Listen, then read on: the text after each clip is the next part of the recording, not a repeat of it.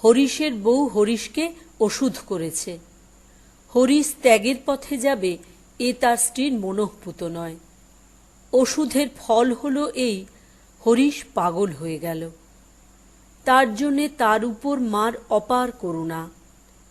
সৌভাগ্যা মৃতবর্ষী দুটি চোখে মুছে নিতে চান তার সমস্ত ক্লান্তি, সমস্ত কালিমা। তার অনেক পাগলামি সহ্য করেন মা। কখনো কখনো পাগল মাকে প্রকৃতি রূপে সম্বোধন করে, বলে প্রসাদ রেখে গেলাম তোর জন্যে। ভুক্তাবশিষ্ট ফেলে রাখে খাবার থালায়। তার এই প্রচণ্ড অশিষ্টতাও মা গায়ে মাখেন না, ক্ষমাময় উদাসীনে নিরস্ত করে রাখেন। সেবার কামারপুকুরের বাড়িতে মা একা আছেন। বলা নেই কওয়া নেই হঠাৎ তাঁর দিকে ছুটে এলো হরিশ। এ যে পাগলামির চেয়েও ভয়ানক। মাও ছুটতে লাগলেন, হরিশও পিছু নিল। উপায়? বাড়িতে আর কেউ নেই, কে রক্ষা করে? ধানের মড়াই ছিল একটা উঠোনে, তার চারিদিকে ঘুরতে লাগলেন। পিছনে সেই হরিশ, তেমনি দুর্দম্য উদ্যত। ৭ বার ঘুরলেন মা, পাগলের তবু নিবৃত্তি নেই। তখন অন্তরিক্ষের দিকে তাকিয়ে অপ্রত্যক্ষকে না ডেকে নিজের সুপ্ত শক্তিকে আহ্বান করলেন। মৌন মাটির আস্তরণ সরিয়ে অভ্যুত্থান হল আগ্নেয়গিরির। ঘুরে দাঁড়ালেন, রুখে দাঁড়ালেন, ধরলেন তাকে সবলে, পেড়ে ফেললেন তাকে মাটিতে, হাঁটু গেড়ে বসলেন তার বুকের উপর। এক হাতে টেনে ধরলেন তার জিভ, অন্য হাতে চড় মারতে লাগলেন অবিরল। হে হে করে হাঁপাতে লাগলো হরিশ।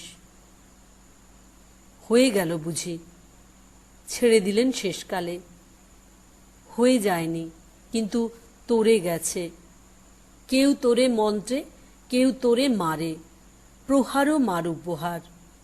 মা যখন মারেন তখনও মাকেই আঁকড়ে ধরি, তখনও কান্নার বুলি মা মা।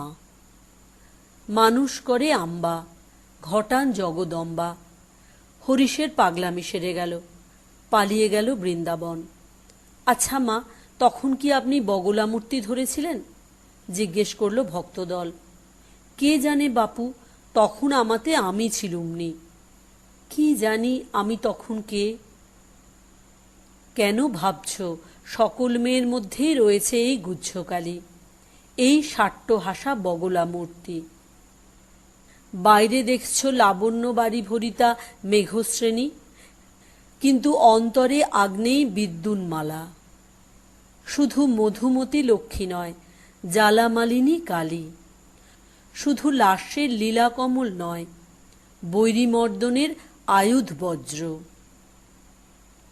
সকলের মা, বৈরীর মা, বান্ধবের মা, ভক্তের মা, বিমুখেরও মা, সতের মা, অসতেরও মা, বর্তমানের মা, ভবিষ্যতেরও মা।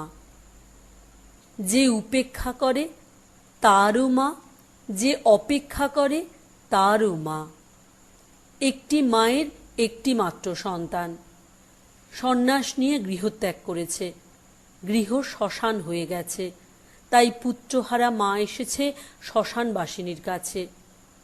পায়ের কাছটিতে বসে কাঁদছে নীরবে। মার চোখও অশ্রুতে টলটল করছে। বলছেন, আহা, একটিমাত্র ছেলে, মার প্রাণের ধন, এমন করে চলে গেল। আহা, এখন মা কি নিয়ে থাকে বলো দেখি। কিন্তু আরেকটি মায়ের দুটি ছেলে সন্ন্যাসী হয়েছে। মার কাছে এসেছে দুঃখ জানাতে নয়, আনন্দ জানাতে। বলছে সেই মা, বিধবা হবার পর ওই দুটি ছেলের মুখের দিকে তাকিয়ে সংসার করছিলুম, কিন্তু ওরা ভাবলে মানুষের কল্যাণের পথ সংসারে নয়, সন্ন্যাসে।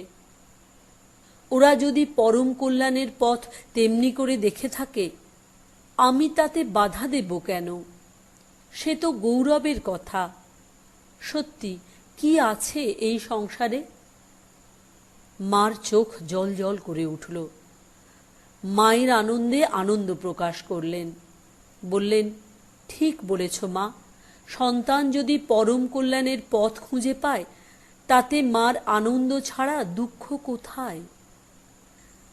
নানা রকম পুতুল খেলা খেলছেন মহামায়া। কতগুলোকে সাদা পোশাক পরিয়েছেন, কতগুলোকে গেরুয়া। কিন্তু আসলে যারা সংসারী তারা হলো কালো কাপড়, যারা সন্ন্যাসী তারা হলো সাদা। তাই ঠাকুর বলতেন, সাধুর সাবধান। কালো কাপড়ে কালি পড়লে অত ঠাউর হয় না। বললেন মা, কিন্তু সাদা কাপড়ে এক বিন্দু পড়লেই সকলের চোখে পড়ে। তাই সব সময় হুঁশিয়ার। সংসারীদের জন্যে ক্ষমা, সন্ন্যাসীদের জন্যে কৃপা। আমি আছি বিশ্বজননী, সর্বদ্বন্দ্ব ক্ষয়ঙ্করী, সর্বসৌখ্য স্বরূপিণী। সকলে এসে আমার কোলে সমান হবে। যে পথেই যে হাঁটুক, কণ্টকে বা কুসুমে, কর্দমে বা কঙ্কুমে, সব এসে সমাপ্ত হবে আমার অঙ্কাশ্রয়ে। তাই আমি ঘরে আছি, মঠেও আছি, কেল্লায় আছি, আবার মুক্ত প্রান্তরে। সাধুর রাস্তা বড় পিছল, বললেন আবার মা। পিছল পথে সর্বদা পা টিপে টিপে চলতে হয়। লক্ষ্য রাখতে হয় পায়ের বুড়ো আঙুলের দিকে। মেয়ে মানুষের দিকে ফিরেও তাকাবে না। কুকুরের বকলসের মতো গেরুয়া তাকে রক্ষা করবে। গেরুয়া হচ্ছে জ্বলন্ত আগুন। এই আগুন যে গায়ের উপর রাখতে পারে, সে কি কম শক্তিমান? তাই সাধুর সদর রাস্তা, তার পথ কেউ রুখতে পারে না।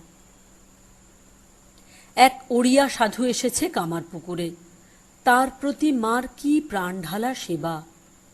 চাল ডাল যা জোটান সব সাধুকে দিয়ে আসেন, আর জিজ্ঞেস করেন, সাধু বাবা কেমন আছো? সাধু বাবা ভাবেন, এ কণ্ঠস্বরটি কার?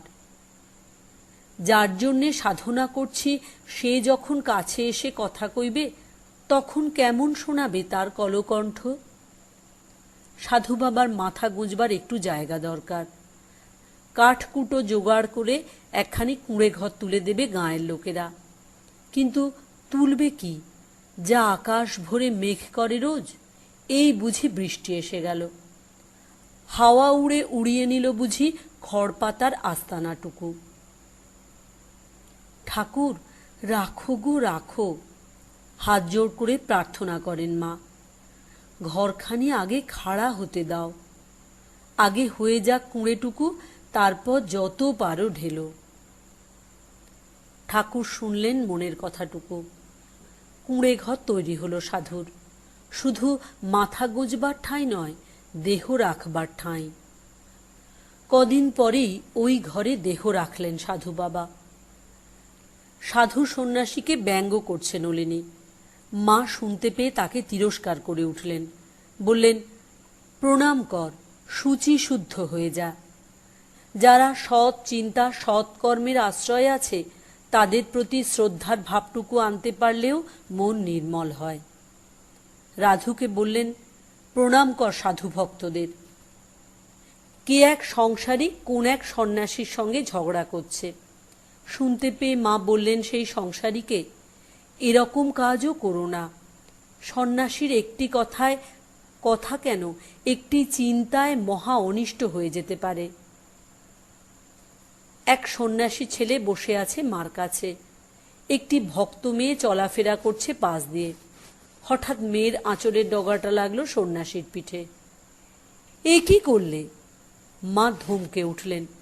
আঁচল দিয়ে ছুঁয়ে গেলে সন্ন্যাসীকে? এ কি অন্যায় কথা! শিগগির ওর পায়ের ধুলো নাও বলছি। মেয়েটি তৎক্ষণাৎ প্রণীত হল। কোথায় আমার আঁচল? হে তাপস কুমার, যদি দাও তোমার পদধূলি, আঁচলে বেঁধে নিয়ে যাই। নামজাদা ঘরের ভক্ত স্ত্রী উদ্বোধন অফিসে এসে এক ব্রহ্মচারীর সঙ্গে কি নিয়ে ঝগড়া করেছে। যাবার সময় শাসিয়ে গেছে, ওই ব্রহ্মচারী যদ্দিন আছে তদ্দিন আর হচ্ছি না এ মুখো। মার কানে উঠল। যাচাই করে দেখলেন ভক্তির চেয়েও আভিজাত্যের ভার বেশি স্ত্রীলোকটির। তাই বললেন, নাই বা এলো, এসব আমার সর্বত্যাগী ছেলে, এদের সঙ্গে ঝগড়া? এরা না হলে আমি কাদের নিয়ে থাকব? ভগবান দেখব কোথায়? সাধুকে দেখি, ভক্তকে দেখি, দর্শনেই ভাববন্ধন ঘুচে যায়। যেমন সূর্য দর্শনে তমসাবৃত দৃষ্টির বাধা দূর হয়। সাধুর দেহই ব্রহ্মজ্যোতিতে দীপ্যমান। কে জানে, ব্রহ্ম থেকেও হয়তো সাধু সরল, যেমন সমুদ্রের থেকেও গঙ্গা মধুর। সাধুর রুচি রাম জপে, রামের রুচি সাধু জপে। তেমনি দুটি তরুণী বিধবা এসেছে মার কাছে। এ কি, সাদা পেড়ে কাপড় কেন পরেছ? মা বলে উঠলেন, তোমরা ছেলে মানুষ, পাড় দেওয়া কাপড় পরবে, নইলে মন যে বুড়ো হয়ে যাবে। মন যদি বুড়ো হয়ে যায় তবে কাজ করবার উৎসাহ পাবে কি করে? শুধু কথা নয়, নিজের বাক্স থেকে দুজনকে দুখানি কাপড় বের করে দিলেন। কিন্তু যে যাই বলুক, সন্ন্যাসী অপেক্ষা সংসারী ছেলেদের প্রতি মার টান বেশি। কেন হবে না? মা বললেন, সন্ন্যাসী ছেলেরা সব ছেড়ে ছুড়ে দিয়ে ধ্যান জপ নিয়ে আছে, নিজের চেষ্টাতেই উঠবে। কিন্তু এদের, সংসারী ছেলেদের দেখবে কে?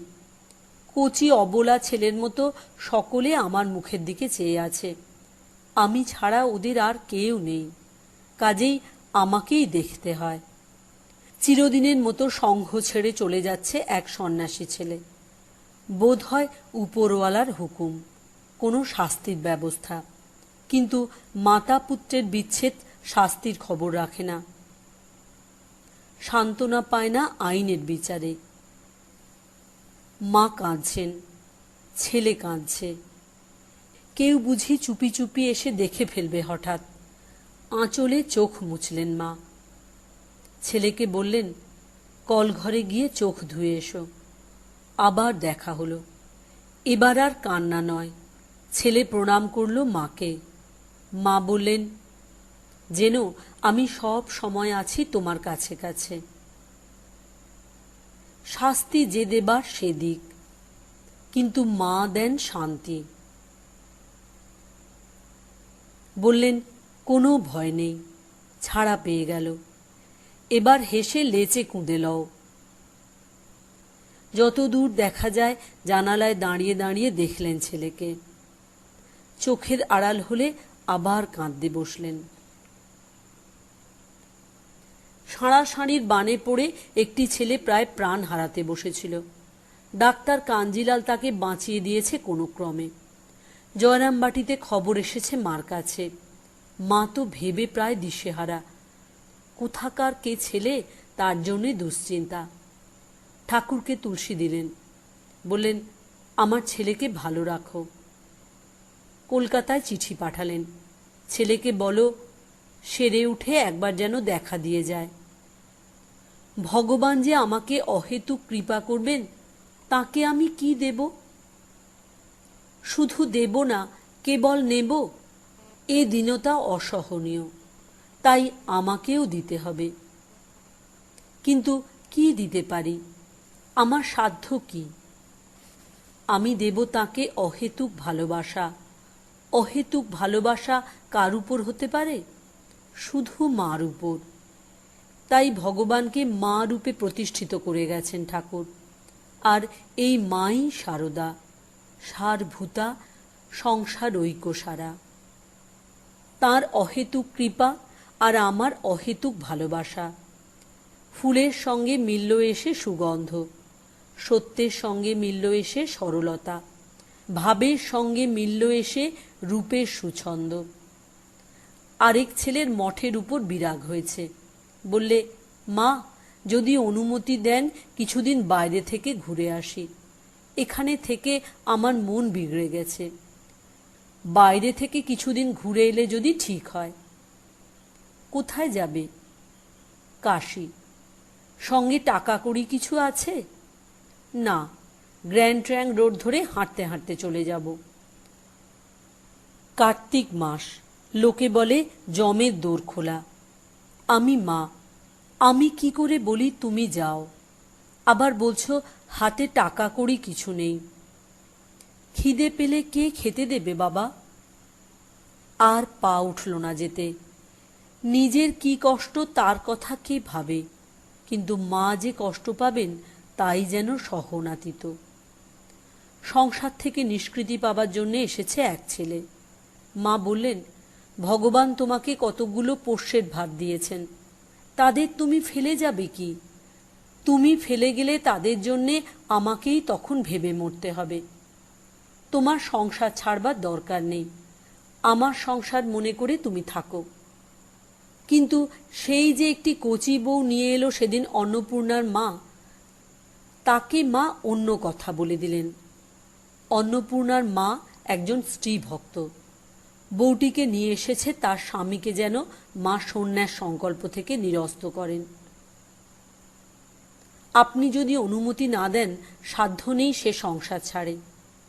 বউটি অনেক কাঁদাকাটা করল। অন্নপূর্ণার মাও ফোড়ন দিল।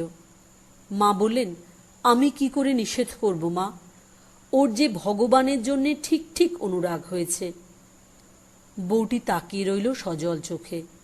তাহলে কি আমার কোনো উপায় নেই? মা ছেলেকে ডাকিয়ে আনলেন। বললেন, শোনো, যাবে তো বাংলাদেশ ছেড়ে যেও না, আর বউ যদি চিঠিপত্র লেখে উত্তর দিও। আর যদি দেখবার জন্যে খুব ব্যাকুল হও, দেখা দিও মাঝে মাঝে। পরে বউয়ের দিকে তাকিয়ে বললেন, তুমি ইচ্ছে করলে তো আমার কাছেই থাকতে পারো, থাকবে? একদিকে ঈশ্বর বিরোহীর অনুরাগ, আরেক দিকে স্বামী বিরোহিনীর কান্না। মা দুয়েরই মা, দুই বিরহেরই সেতু। একে দেন খাদ্য, ওকে দেন পানীয়। একে দেন অভয়, ওকে দেন আশ্রয়। এক হাত থেকে আর এক হাত। ওকে সান্নিধ্য, একে সন্ধান। আরও কবার তীর্থে গিয়েছেন মা। প্রথম গয়ায় বুড়ো গোপালকে সঙ্গে নিয়ে। আমি তো পারলুম না, তুমি আমার হয়ে মার পিণ্ড দিয়ে এসো, ঠাকুর বলে রেখেছিলেন। সেইটি পূরণ করলেন। তারপর সে বছরই পুরী গেলেন। কলকাতা থেকে চাঁদবালি বড় জাহাজে, চাঁদবালি থেকে কটক ক্যানাল স্টিমারে, আর কটক থেকে গরুর গাড়িতে শ্রীক্ষেত্র। সঙ্গে রাখাল, শরৎ, যোগেন, যোগেনমা। বলরাম বসুর ভাই হরিবল্লভ বসু সে অঞ্চলের মস্ত উকিল, খুব রবরবা। মন্দিরের পুরোতরা খুব মানে গোনে। পুরোতদের মধ্যে একজন প্রধান হচ্ছে গোবিন্দ সিংহারি। হরিবল্লভের অতিথি, মাকে খাতির দেখাতে এলো গোবিন্দ। বললে, মন্দিরে নিয়ে যাবার জন্যে পালকি নিয়ে আসব। না গোবিন্দ, আমি হেঁটে যাব মন্দিরে। মা বললেন মধুর আরতির সঙ্গে, তুমি শুধু আমাকে আগে আগে পথ দেখিয়ে নিয়ে যেও। আমি দিনহীন কাঙালের মতো যাব আমার প্রভুর মন্দিরে। জগৎপতি জগন্নাথকে দেখে আসব। কিন্তু মন্দিরে ঢুকে মার চোখ বোঝা। জগন্নাথের দিকে মুখ করে আছেন বটে, কিন্তু দেখছেন না, চোখ বন্ধ করে আছেন। ও কি দেখো, যোগেনমা ঠেলে দিলেন। তোমার চোখের সামনে জগন্নাথ। ও কি, চোখ বুজে আছো কেন? উনি আগে দেখুন। লক্ষ্য করে দেখল যোগেনমা, আঁচলের তলা থেকে কি একটা বের করছেন মা। কি ওটা? ওটা একটা ফটো। কার? ঠাকুর রামকৃষ্ণের। মা বললেন, উনি আগে দেখুন। কোনোদিন আসেননি দক্ষিণে, আসবার সুযোগ হয়নি। উনি না দেখলে আমার দেখায় তৃপ্তি নেই। আঁচলের মধ্যে ছবি নিয়ে এসেছেন, কিন্তু বুকের মধ্যে কতখানি মমতা। যে চিরদিন দূরে দূরে রেখেছে তাকে নিয়ে এসেছেন বুকের নিবিড়ে। যারা বলে তুমি দূরে আছো, তারা নিজেরাই দূরে আছে। তুমি যে আমার চোখের মধ্যে চোখের মণিটি হয়ে রয়েছ। হায় চোখ নিজেকে দেখে না, দর্পণ পেলে দেখে। জগন্নাথ আমার সেই দর্পণ, সেই দর্পণে আমি আজ আবার তোমাকে দেখব। ছবিকে আগে দর্শন করালেন, পরে উন্মিলিত করলেন চোখ। দেখলেন জগন্নাথ পুরুষ সিংহ হয়ে রত্নবেদিতে বসে রয়েছেন, আর মা দাসী হয়ে তাঁর সেবা করছেন। কে পুরুষ সিংহ? ভালো করে চেয়ে দেখো দেখি। রত্নবেদিতে বসে আছেন সেই নিষ্কিঞ্চন সন্ন্যাসী, সেই দক্ষিণেশ্বর। ঠাকুর আর দুবার আসবেন বলেছেন, একবার বাউল সেজে, গায়ে আলখাল্লা, মাথায় ঝুঁটি, দাড়ি এতখানি। 100 বছর পরে আসবেন। এই 100 বছর থাকবেন ভক্তর হৃদয়ে, ঘনীভূত মূর্তিতে। তারপর আবার বিগলিত হবেন। আমি আর আসতে পারবো না, বললেন মা। লক্ষ্মী বললে, আমাকে তো তামাক কাটা করলেও আর আসবো না। ঠাকুর হাসলেন, বললেন, যাবে কোথা? সব কলমির দল, এক জায়গায় বসে টানলেই সব এসে পড়বে। এ সামান্য কথাটুকু বলতেও ঠাকুর একটি উপমার আশ্রয় নিলেন, কলমির দল। মার দিকে তাকিয়ে আবার বললেন, তোমার হাতে থাকবে হুঁকো কলকে, আমার হাতে ভাঙা পাথরের বাসন। হয়তো ভাঙা কড়ায় রান্না হবে। যাচ্ছি তো যাচ্ছি, খাচ্ছি তো খাচ্ছি, দিক বিদিক খেয়াল নেই। একটু থেমে বললেন, ওদিক থেকে আসব। গোল বারান্দা থেকে বালি উত্তরপাড়ার দিকে দেখিয়ে দিলেন, হয়তো বা বর্ধমানের দিক। রত্নবেদিতে পুরুষ সিংহ দেখলেন, আবার দেখলেন লক্ষ শালগ্রাম শিলার উপর শিব বসে রয়েছেন।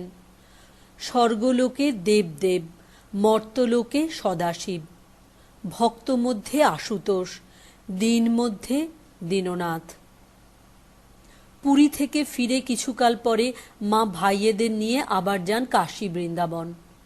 কিছুকাল পরে আবার যান পুরী, সঙ্গে যত রাজ্যের আত্মীয় আর ভক্ত সেবক।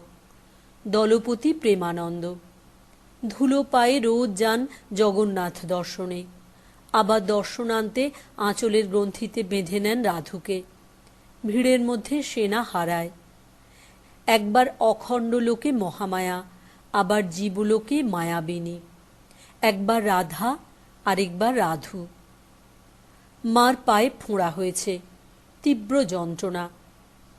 পেকে উঠেছে, কিন্তু ফুঁড়তে দেবেন না। অথচ এই পা নিয়ে মন্দিরে যাবেন।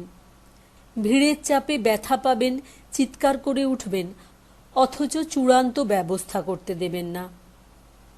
এও একরকম দুঃসহ কষ্ট, অন্তত প্রেমানন্দের পক্ষে। সে একটি ভক্ত ডাক্তার ডেকে আনল, বললে, হাতে করে ছুরি নাও, মাকে প্রণাম করো গিয়ে নুয়ে পড়ে। আর অমনি যদি দেখতে পান, পাবেন না, চাদরে গা ঢেকে মুখে ঘোমটা টেনে বসবেন। যেমনি ষড়যন্ত্র তেমনি ষড়যন্ত্র। ডাক্তার নুয়ে পড়ে মাকে প্রণাম করলে, আর সঙ্গে সঙ্গে চিরে দিল ফোঁড়া। মা আমার অপরাধ নেবেন না বলেই পালিয়ে গেল ঘর থেকে। তীক্ষ্ণ আর্তনাদ করে উঠলেন মা। প্রেমানন্দ আগে থেকেই সরে রয়েছে। সামনে যাকে পেলেন যন্ত্রণার প্রাবল্যে তাকেই বকতে লাগলেন অনর্গল। ভক্ত ছেলেটি যে কাছে থাকার দরুন ধরা পড়ে গেছে, বললে আর্দ্র কণ্ঠে, মা, আমারই দোষ, আমি নিজের চোখে দেখলুম এই দুঃখের দৃশ্য। আপনি আমাকে শাপ দিন। শাপ দেব? না, এখন বেশ আরাম লাগছে। পুজ রক্ত বেরিয়ে গিয়েছে, বেরিয়ে গিয়েছে যন্ত্রণা, ভৎসনা। নিম পাতার জলে ধুয়ে নিয়ে বাঁধা হলো ব্যান্ডেজ। যাকে বকেছিলেন তাকে তখন আদর করলেন চিবুক ধরে। মার ক্রোধ এমনি করেই পরিশোধ হয়। তখন মার মুখের সেই তিরস্কার পুরস্কারের মতো পুণ্যের জিনিস বলে বেঁচে থাকে। মার খুড়োমশাই গিয়েছিলেন সঙ্গে। কলকাতায় ফিরে এসে মারা গেলেন। মা শুধু ঠাকুরের পুজো আর ভোগের সময় ওঠেন, নয়তো মা সব সময় বসে আছেন খুড়োর পাশে। যেদিন যাবেন দুপুরবেলা, সেদিন মাকে অনেক ভুলিয়ে ভালিয়ে পাঠানো হলো খেতে, আর মাও গেছেন খুড়োমশাই তিরোভাব করলে। সবাই চুপ করে রইল। মার খাওয়া সমাধা হোক শান্তিতে। মা কিছু বুঝতে পারলেন কিনা কে জানে, কোনো রকমে হাতে মুখে করেই চলে এলেন। মাথা নিচু করে সব চুপচাপ বসে আছেন দেখে মা চেঁচিয়ে উঠলেন, তবে কি খুড়ো নেই? কেন তোমরা আমায় ও ছাইপাঁশ খেতে পাঠালে? একবার শেষ দেখা দেখতে পেলুম না, বলে উচ্চ নাদে কেঁদে উঠলেন। পরে আবার অপূর্ব সৌম্য শীতল অবস্থা ধারণ করলেন। সব দেহের মাথায় ও বুকে করজপ করে দিলেন। মোক্ষদারের কপাট যেন উৎপাটিত হল। একটি কায়স্থের ছেলে কাঁধ দিয়েছে শবের খাটে। গোলাপমা নালিশ করে উঠল, সুদ্দূর হয়ে বামুনের মরা ছুলে। সুদ্দূর কে? ছেলে? করুণাদ্র চোখে তাকালেন ছেলের দিকে, বললেন, ভক্তের কি জাত আছে? ভক্তদের এক জাত এক জল, তারা সকলেই ছেলে, সকলেরই তাদের চোখের জল। ঠাকুর বলেছিলেন মাকে, একবার বিষ্ণুপুরে যেও। বিষ্ণুপুর হচ্ছে গুপ্ত বৃন্দাবন। ঠাকুরের কথা রাখতে মা একবার গেলেন বিষ্ণুপুর। যেখানে যেখানে আমি যাইনি সব জায়গায় তুমি যাবে। কত হৃদয় তীর্থেও হয়তো স্পর্শ পড়েনি আমার। তুমি সেখানে রেখো তোমার অমীয় দৃষ্টি, তোমার মর্ম মন্ত্র। আমার মা মন্ত্র, তারই মর্ম তুমি। আমি বাক্য, তুমি ব্যাখ্যা। আমি ভাষা, তুমি ভাষ্য। আমি অন্যয়, তুমি অর্থ।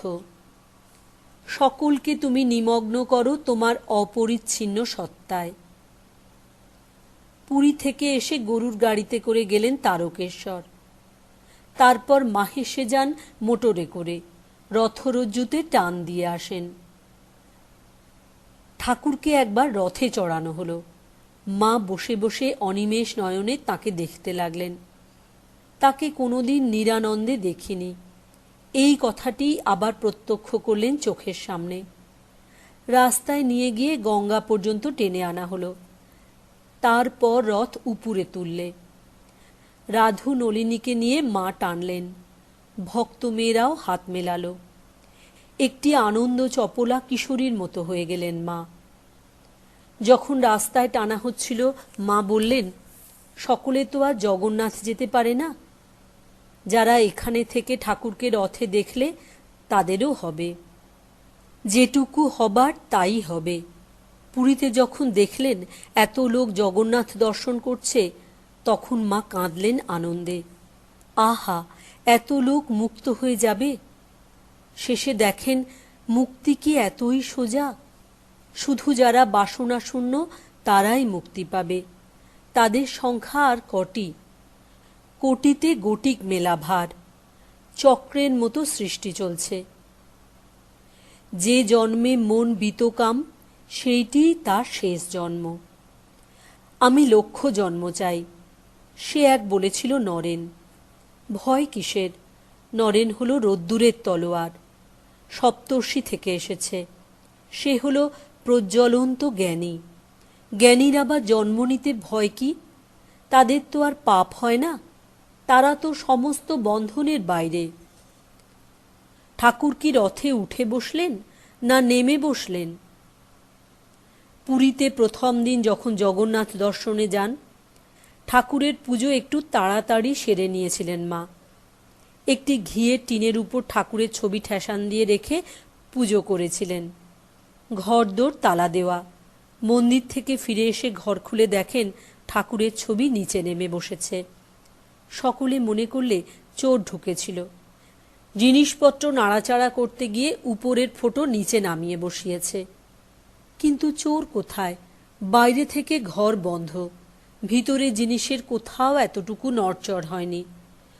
চোর ঢুকলেই হলো। শেষকালে ঠাহর করে দেখে সকলে বড় বড় লাল পিঁপড়ে টিনে, ঘিয়ের টিনে। তারই জন্যে আলগোছে ঠিক নেমে বসেছেন। কে জানে অভিমান করেছেন কিনা। জগন্নাথ দর্শনের তাড়ায় আমার পূজা আজ একটু সংক্ষেপে করলে? বা তাই বুঝি? তোমাকে অঞ্চলে চেপে নিয়ে গেলাম বুকে করে।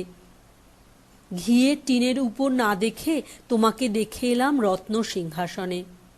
তোমার কৃপা ছাড়া তো তোমাকেও দেখা যায় না। তোমার আবার অভিমান কি? তোমার শুধু কৃপা। একটি স্ত্রী ভক্ত বললেন মাকে, মা, ভগবানের যদি কৃপা হয় তখন তো আর সময়ের বাছবিচার করে না, যাকে বলে আলটপকা এসে পড়ে, অসাধ্য সুসাধ্য হয়ে যায়। তা বটে, কিন্তু কালের মতো কি মিষ্টি হয়? মা বললেন গম্ভীর মুখে, মানুষ অকালে ফলাবার চেষ্টা করছে। আশ্বিন মাসেও তো আম মেলে, কিন্তু জ্যৈষ্ঠী মাসের মতো কি মিষ্টি হয়? ঈশ্বর লাভের পথও তেমনি। এ জন্মে হয়তো জপ তপ, পরের জন্মে ভাব, তার পরের জন্মে সমাধি, এইভাবে আর কি। কিন্তু যাই বলো, কৃপার পাত্র হওয়া চাই। রস যে ধরবে, ভাব চাই। কৃষ্ণরস ধরতে শ্রীমতী ভাব। কৃপার আবার পাত্রা পাত্র কি? সূর্যের আলো তো সকলের উপর সমান, কিন্তু ঘরে রোদ আনতে হলে জানলাটিকে মেলে ধরতে হবে। কৃপার হাওয়া তো বইছে চারিদিকে, কিন্তু পালটি তো খুলে দিতে হবে আকাশে। মাছ তো রয়েইছে সরোবরে, কিন্তু ছিপটি ফেলে তো বসে থাকা চাই। তাই বলি, মা বললেন, নদীর কূলে বসে ডাকো, সময়ে তিনি পার করবেন। তাহলে কৃপাতেও বিচার আছে? না ডাকলে পার করবেন না? করতে দেরি হবে। যার যেমন কর্ম তার তেমন কৃপা।